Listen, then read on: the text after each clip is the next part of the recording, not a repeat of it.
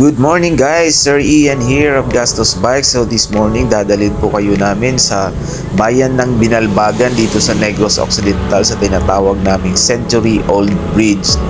So bago natin talakayin yan, tignan nyo muna yung lula at yung excitement ng video. More or less 3 inches lang guys yung daanan, yung concrete. Sira na kasi siya. Hindi na siya ginagamit, no? Ito po ay gawa ng dalawang Amerikanong si Hilberg at si Eckler noong 1922.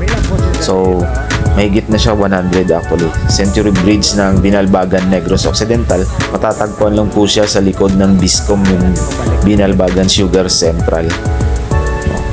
So, explore po natin ng konti yung tulay. So sa mga nagbabalak dyan ng mga motovlogger in the future, isa to sa mga pwede nyong bisitahin or itry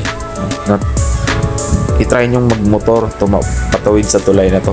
Ma-experience nyo kung paano yung trail, yung lula, no? So tingnan nyo naman, ang tagal ng panahon, 100 years, buong buo pa rin yung tulay, yung steel structure. Yung nasira lang yung kahoy na daanan ng tren dati.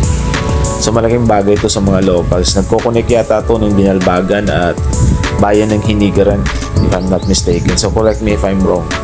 Yan lang yata yung alam ko. Ayan o.